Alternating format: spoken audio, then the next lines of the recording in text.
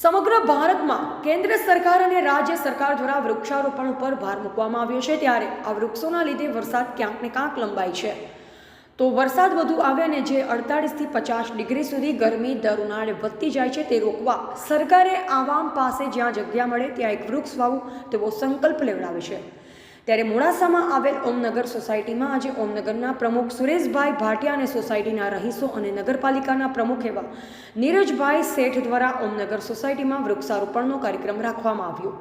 અને આ નગરપાલિકા પ્રમુખ દ્વારા એમ કહેવામાં આવ્યું હતું કે આ જ રીતે હરેક સોસાયટી અને મહોલ્લામાં ખરેખર વૃક્ષારોપણ કરવામાં આવે તો ચોક્કસપણે ગરમીનું સ્તર ઓછું થાય અને વરસાદ આવે તો જનજીવન સુખી થાય. Bureau chief Alpesh Patel, Aravalli.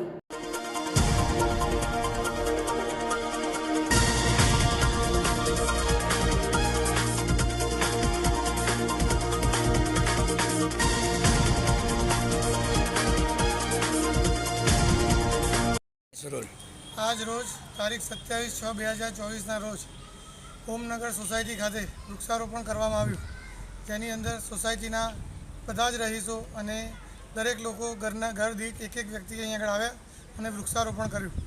આજે વૃક્ષારોપણ એટલા માટે ખાસ કરવામાં આવે છે, એક તો માનનીય પ્રધાનમંત્રી શ્રી નરેન્દ્ર મોદી સાહેબ અને મુખ્યમંત્રી શ્રી ભૂપેન્દ્રભાઈ પટેલ સાહેબનું એક આહવાન છે, એક પેડ માં કે નામ.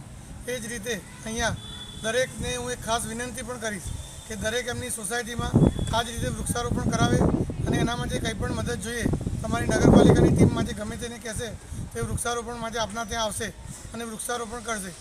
એટલે હું અને આપ પણ જાણી શકો છો કે આ વખતની ગરમી અસહ્ય હતી અને ગરમીમાં હજી આવતી સાલ એનાથી પણ વધારે પડશે.